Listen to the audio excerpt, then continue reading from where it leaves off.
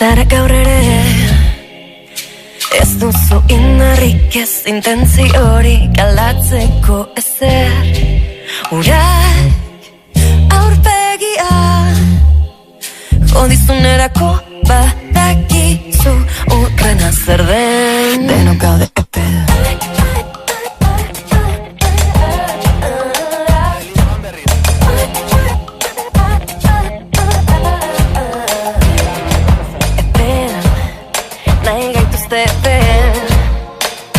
Bozata morroaren deposituak erdiraino bete. Sukarraniko zenuke, sentitzearen duke. Bospolo.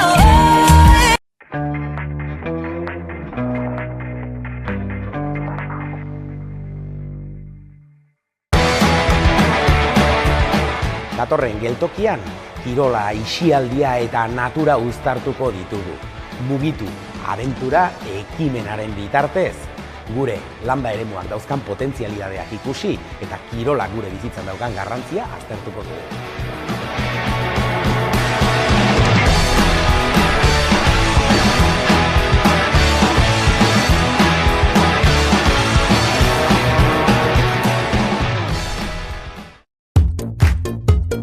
Fruta, teilapea, trastelekua, erradiadorea, frigigailua, toalla, tabikea, robota.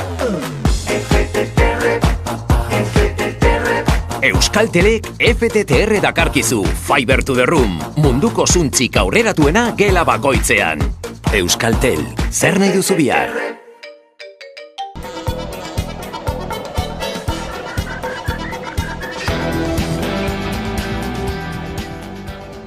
Lehen sektorearentzat etorkizun duina izatea, hori da Euskal Herriko laborariek gaur errepidetara eramaten ari diren aldarri nagusia. Eskaera zerrenda luze bat dutela azaldu dute talde tekniko batek egindakoa eta mobilizaziora deitu dutenen artean adostutakoa. Bitan labur bildu dituzte horiek denak. Importatutako produktu gaineko kontrol handiagoa eta bertako produkzioa babesteko eta lehenesteko neurriak eta sektoreak erabiltzen dituen energien zergak murriztea.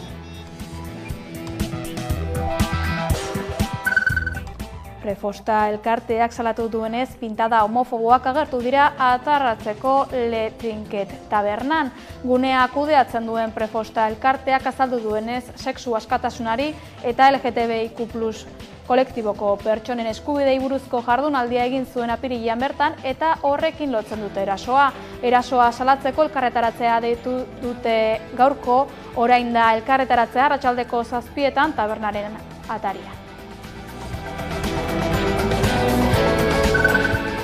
Sheinbaum izango da Mexikoko presidente. Morena nazioa onbideratzeko mugimenduaren hautagaiak irabazi ditu presidentetzarako hauteskundeak botoen 60% inguru lortuta. Lehen zenbaketen arabera ofizialismoak gehiengoa lor dezake bi ganbereran.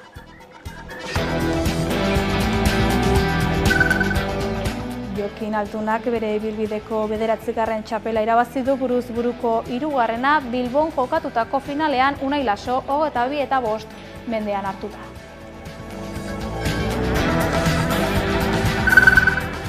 Hona astelehen honetako efemeridea, gaur duela 55 urte Tuteran Guardia Zibil batek Gladys Delestal ekintzaile ekologista hil zuen.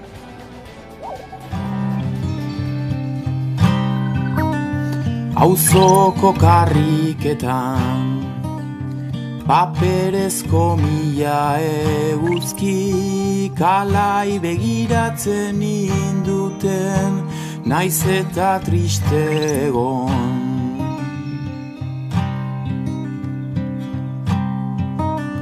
Ekainak 3ko izotza, biharamuneko bihotza, bizia egin zizuten motza, azida zuaitzean ostotza, parke kolore derrenari entzun diot gaur zure ahotsa.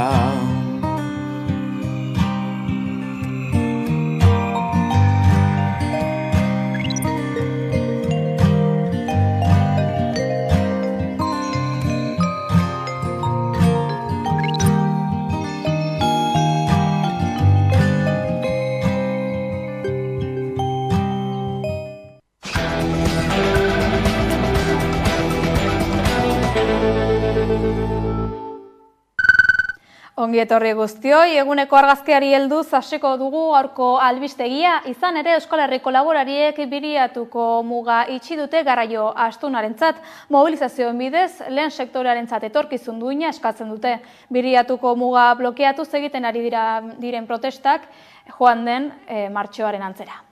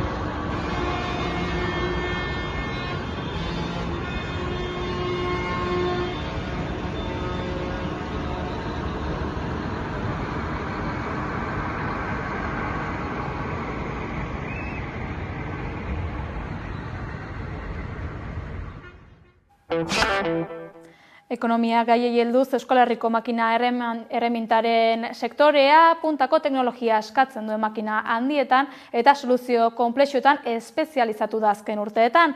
Makina erremintaren sektorea gertutik ezagutzeko makina erremintaren bi urteko azokak ateak ireki ditu beste behin Barakaldoko BEK erakustazokan. Makina erramintaren bi urteko azokak astelen honetan ekainak 3 dituelarik zabalduko ditu ateak Barakaldoko BEK erakustazokan. Industriaren etorkizuna izango diren ezagutza, teknologia eta aukera berriak gerturatzeko asmoz. Ostiralera arte 29 herrialdetatik etorritako 1500 enpresa baino gehiagok euren nobedadeak, produktuak eta zerbitzuak erakutsiko dituzte BEKeko azokarik handienean. Isake Agurbide IMH kampuseko zuzendari gerentaren hitzetan, azken urteetan salto handi asko eman dira sektorean, fabrikazio prozesuetan sortzen diren premia gero eta konplexuagoei erantzunak eman ahal izateko. Horretaz gain gehitu duen makinen eta prozesuen automatizazio, digitalizazio eta robotizazioa ez direla etorkizuna, bertan baita daudeia da. Aldatzen dago makina erramenta ez, prozesuak gero eta autonomoak dira eta eragin handi bat izaten ari da makinak konektatuta egotia. Monitorizatzea eta hauen erroriak edo ditzaketen erroriak ahalik eta azkarren identifikatzea eta hauen gain eragitea, pixkat hori bilatzen. Egurbideren arabera, Euskal Herriko arlo honetako enpresak pieza handietan eta balio erantzia duten soluzio konplexuetan espezializatu dira, sektore konkretu batzuei erantzunak emateko prestatu baitira, eolikoari edota aeronautikoari esate baterako. Euskal enpresa askok inbertsio handiak egin dituzte teknologia horietan, eta IMH Campus Zentroa besteak beste horiek trebatzen espezializatu da. Epe labur eta ertaineko erronka aurrerapen horietan sakontzea eta sektore osora zabaltzea helburu izanik. Teknologiaren aurrerapenetara egokitzeko etengabeko trebakuntza derrigorrezkoa izango dela barneratzen hasi beharra daukagu.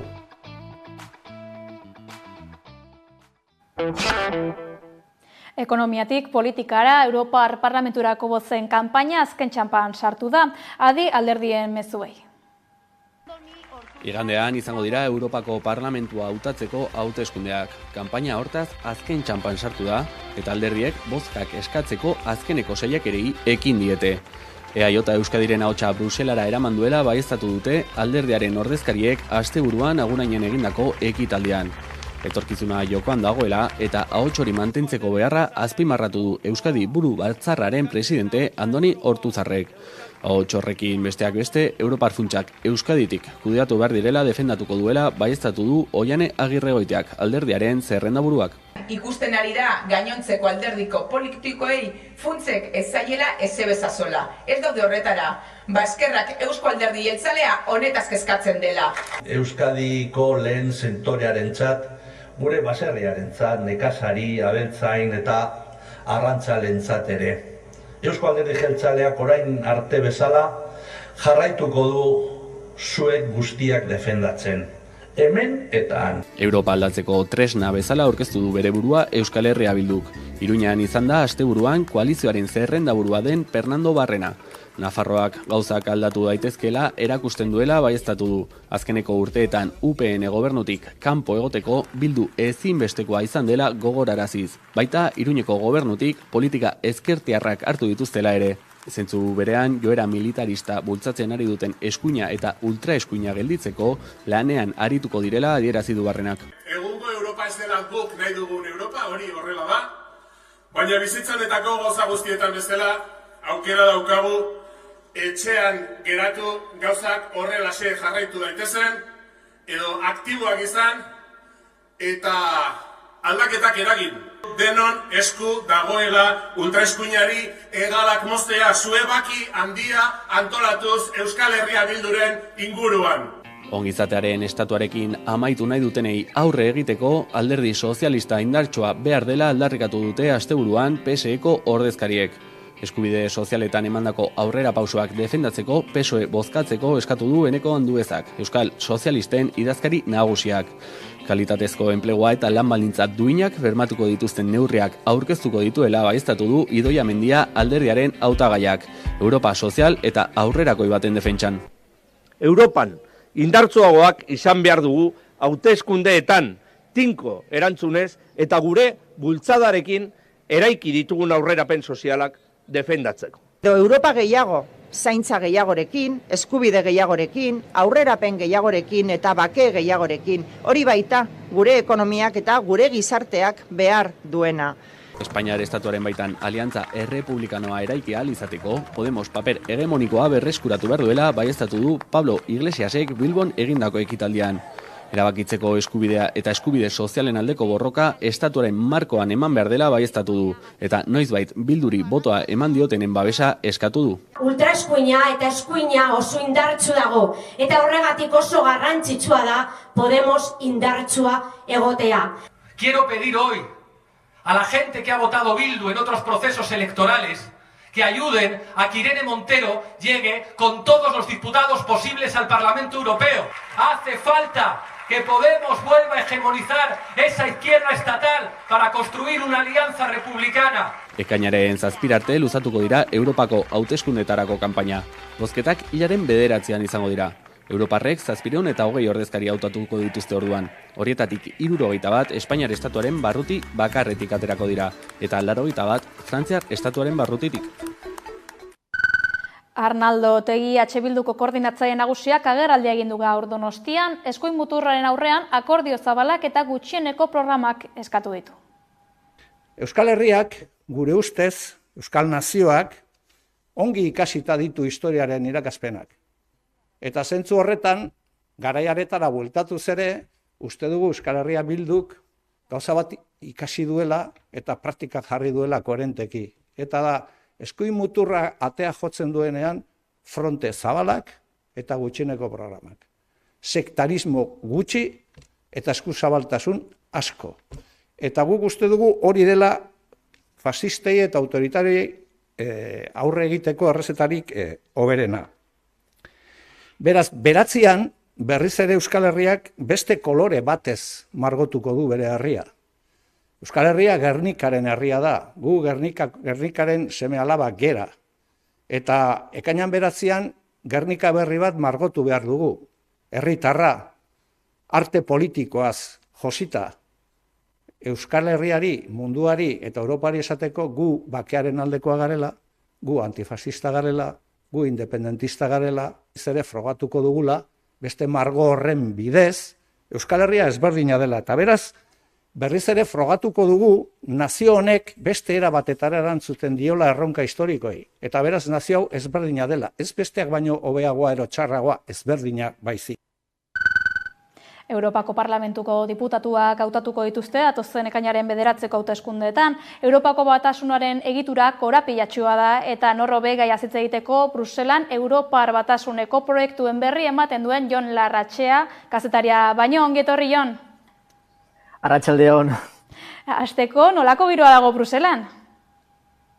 Gioneko politizatua ze gainera, justo Belgikan, igande honetan, Europako hauteskundeak eta hauteskunde federalak izango ditugu, hau da, Belgikarrek euren lehendakariare aukeratuko dute igande honetan, eta gainera, justu ere Bruselan, Belgikan barkatu, azkeneko 6 hilabetetan, Belgikak Europako Kontseiluko lehendakaritza eduki du, orduan ia urtarriletik gabiltza kasik etengabeko kanpaina batean, eta azkeneko hilabetean ja kaletan ikusten aldira hautagaien aurpegiak une oro.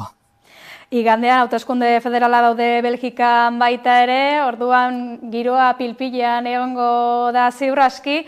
Oraingo honetan bestalde 450 milioi Europa inguru daude deituta bozkatzera Europako Parlamenturako hauteskundetan. Herritar askok pixkat urruneko kontua beritz bezala ikusten dituzte hauteskunde hauek.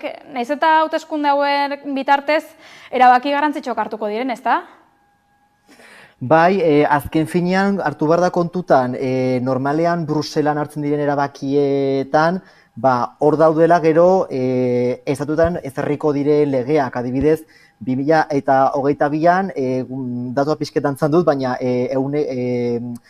onartutako legeen eguneko 58 Bruselan zuen, edo Bruselatik eman ziren legetatik, edo onartu ziren legetatik sortu ziren, eta normala da, jendeak pixkate urrun ikuste hauteskunde hauek, azken finean Europar Batasuna eta horren inguruan dauden estamentuak nahiko korapilatsuak direlako, ez dira errezak ulertzeko, eta normala da puntu batean jendeak pixkat urrun ikustea politika hauek, baina ere jendeak kontutan hartzea normalean Europan gero onartuko diren legeen oinarriak ditugula, eta oso garrantzitsua dela ere, kasu honetan gure ahotsa erakustea eta gure boza ematea. Makineria korapilatsua da zalantzari gabe Europar Parlamentua.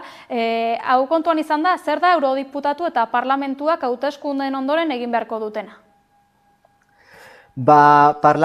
Europarlamentariek bi zeregin nagusi izango dituzte, lehenik eta behin ikusi beharko da zein familia politikotan bukatuko dituzten eurodiputatu hauek, ze azken finean Europako Parlamentuan ez ditugu alderdi nazionalak, baizik eta alderdi nazional horiek talde politikoetara lotzen dira, gehien bat harmonia moduko bat egoteko, bestela agian ez dakit maila nazionalean, agian 60 alderdi politiko aterako dira, eta azken finean prozesu horiek erresago izateko talde politiko hauek daude, orduan lehenik eta behin ikusi beharko da alderdiak ze talde politikoetara joaten diren, eta gero parlamentariek Europako batzordeko lehendakaria aukeratu beharko dute, hau pixkat nahiko fit eta gaizki erranda Europako Batasuneko lehendakari modukoa izango litzateke, adibidez azkeneko 5 urte hauetan Ursula von der Leyen izan da Europako batzordeko lehendakaria, eta parlamentariek batzordeko lehendakaria aukeratu beharko dute bertze behin hauteskundeak igarota. 720 eurodiputatuk osatuko dute Europako Parlamentua, aurreko legegintzaldian baino 15 gehiagok. Herrialde guztiek ez dute hautetsi kopuru bera bidaltzen ala ere, ezta? Nola erabakitzen da?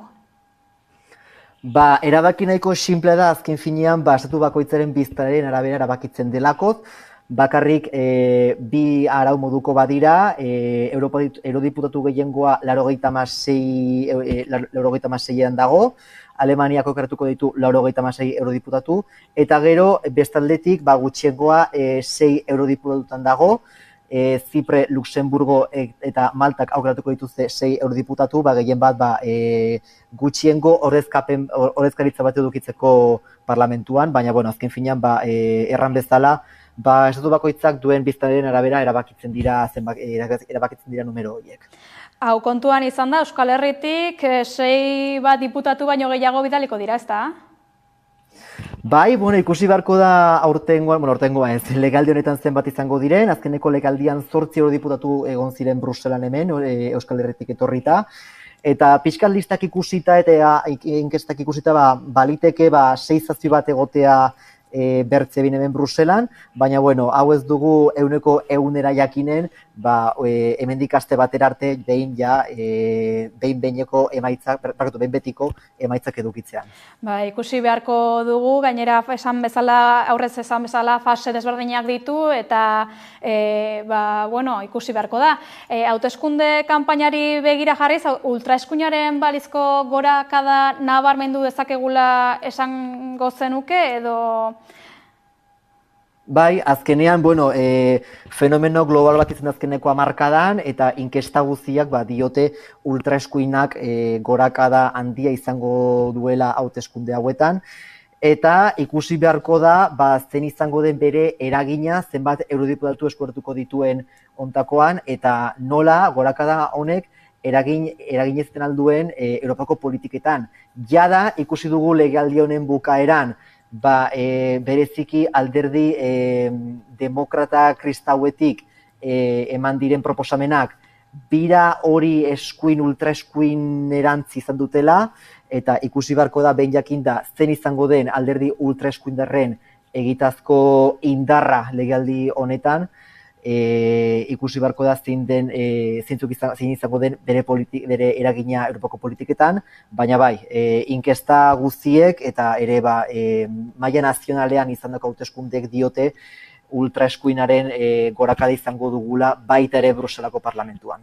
Zuk ere nabari duzu kazetari bezala hau Bruselatik? Bai, gainera justu ere Belgikan izango ditugun hauteskunde hauetan maila federalean ere badirudi hauteskunden irabazlea bertze ultraeskuindako alderdi bat izango dela, eta hau ere somatu da kazetari bezala bereziki Europar Batasunak tratatu dituen gaien arabera, bereziki migrazioa eta aldaketa klimatikoa sustatzen dituzten neurriak izan dira azkeneko hilabetetan pixkat izarrak edo kazetaren artean, hor hasi delakoz ikusten lehenago aipatu duten ultraeskuinerantz hasi den ematen bira Europako politiketan. Eragina izango dute politika hauek ziurrenik Euskaldun guztioi, Europar guztioi, hauteskunde kanpainari begira, amaiera heltzen ari da, zer nabarmenduko zenuke Europa mailan eta Euskal Herriari begira?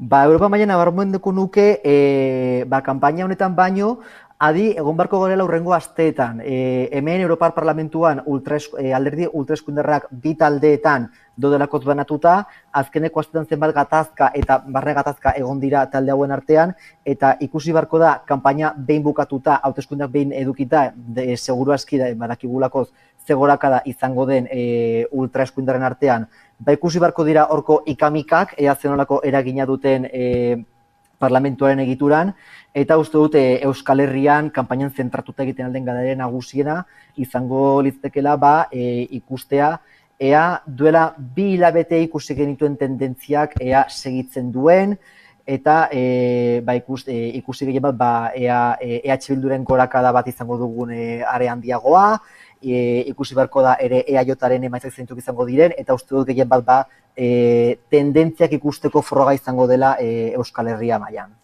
Ikusi beharko da, Euskal Autonomia Erkidegoko emaitzak errepikatzen diren edo ez, azkenik bada azpimarratuneko zenuken beste punturik? Ez, gehien bat aipatu duten puntu hori ikusi beharko da zer nolako barne gatazkak garatzen diren bi talde ultraeskuindarren artean. Gero ere, adegon barko gara, ea von der Leyenek lortzen duen lehendakaritza, azkeneko legealdian soilik 9 botoengatik lortu zuelako lehendakaritza, eta kasu honetan dirudi parlamentuan ez duela izango horrelako laguntzarik, ez duela izango hainbertze diputaturik, orduan ere adi egon barko gara negoziazio horietara, behin hauteskundea bukatuta, eta gehien bat deialdia egin jendeak igandean bere boza emateko, eta alden heinean gure nahia bozetan eta emaitzetan islatzeko. Emaitzei adi egongo gara orduan, datozen Europako Parlamenturako hauteskunden inguruko zalantzak argituta, eskerrak ematea besterik ez zaigu falta. Mila esker Jon Larratxea, Europar Parlamentuko lana gertutik ezagutara astearren. Mila esker zuei. Politika gaiekin jarraiki, joan den ostegunean egindako osoko bilkuran Plentziako udalak Euskal Errepublikako kide izendatu zuen bere burua, mozioa bultzatu duen eragileak ehun mugimenduak historikotzat jo du adierazpena eta bide emankor baten lehenengo harria izatea nahi du. Horregatik lanari ekingo dio datozen asteetan udalerri gehiagok bat egin dezaten adierazpen horrekin eta herritarrei ere euren burua Euskal Errepublikako herritartzat jotzeko aukera irekiko die.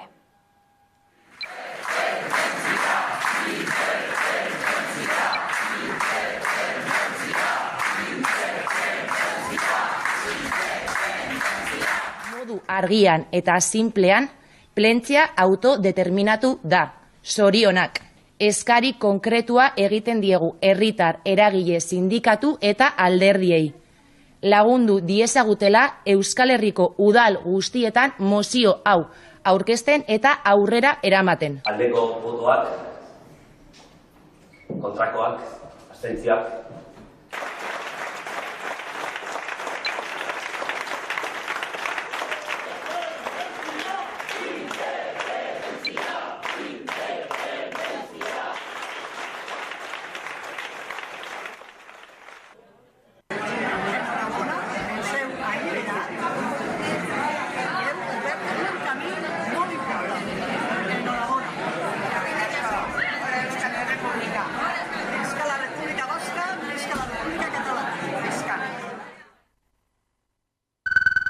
Euskal Herriko neska gazteak sarea sortu zenetik 8 urte beteko dira laster eta bidean eman dituzten eztabaidek eta egunerokoak izena eta izana aldatzera eraman ditu. Euskal Herriko gazte feministak izena hartuko du aurrerantzean subjektu politikoa aldatzea erabaki dutelako.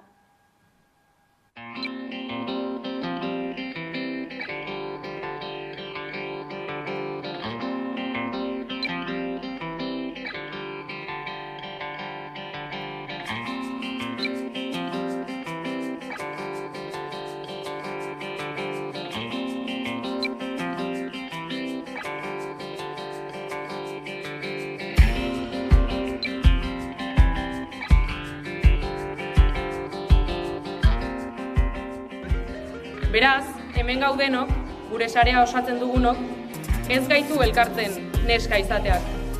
Norbera sentitzen den horrek baino, patriarkatuagatik zapalduak izateak eta bere aurka egiteak elkartzen gaitu.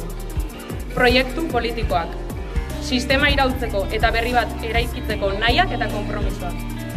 Finean, feminista izateak elkartzen gaitu.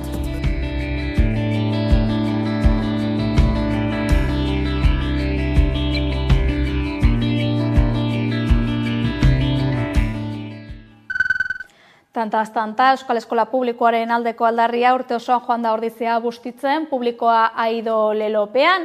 Zirimiria bolde bilakatu zen atzo, orduan ospatu baitzuten urte osoko lana biribiltzeko jaia. Guztira, ia 10.000 lagun elkartu ziren ordizian Euskal Eskola Publikoaren alde.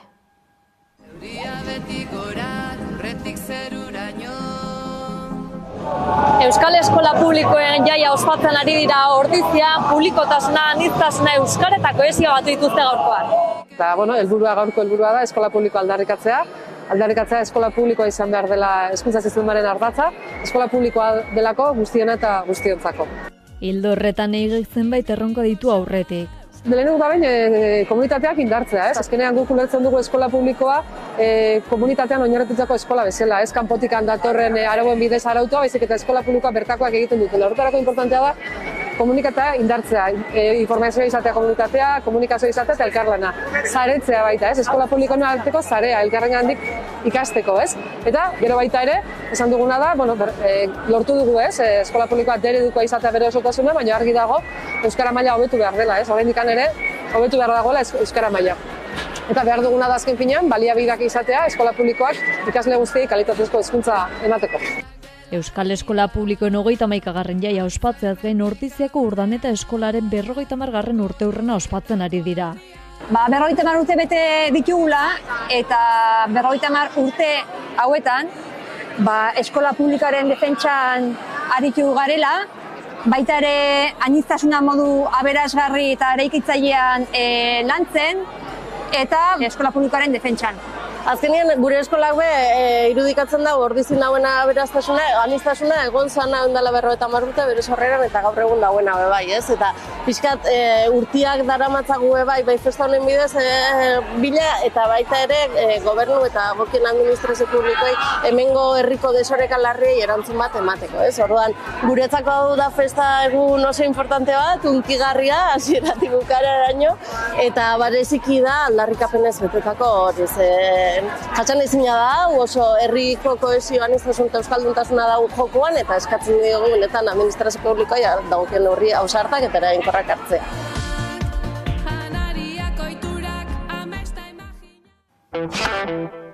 Amaierara heldu gara, badakizu informazio gehiagorako sartu amaika.eusen edo kuskusiatu gure sare sozialak. Bengoren azken abestiarekin, hau da beste behin abestiarekin agurtuko gara, ongi izan. Gure kanta irratian, tanik beste lerro bat idazten nabilerakota, begirada galdu baten doinuak, iriko errepidietan, leiotik begira.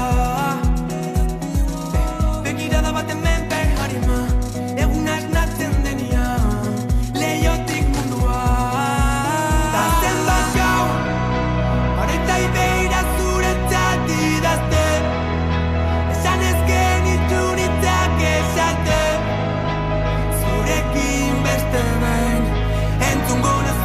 pentsatu zurekin nabil besta zenbat gau, horeta ibeira zuretzat idazten, esan ez genitunitzak esaten, zurekin beste behin, entzungo nazula pentsatu zurekin nabil beste zenbat mi, ta zenbat gau, taksi barrun bakarrik oroitzen, minutuak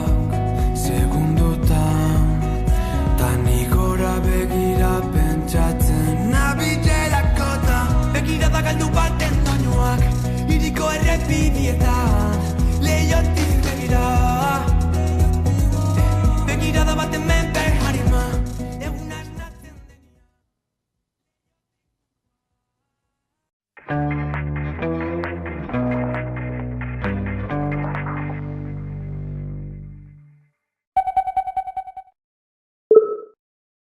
animaliak divertimendurako erabiltzen dira, tradizio zala izan delako. Itzain dezakegun kulturaz animalien sufrimenduan oinarritzen bada, onargarria da animalia bat entretenimendua ere gaitzaki erabilizitzea, tradizio bat mantendu behar alda norbaiten eskubideak zapaltzen badira, erdiaroan zezenketekin ospatzen ziren lehenen jaietatik gaur egunera arte, zezenketak interpretatzeko bi modu antagoniko egon dira. Babestu behar diren adierazpen kultural gisa definitzen dutena, eta animalien sufrimenduarekin maitzeko bere abolizioa defendatzen dutenak.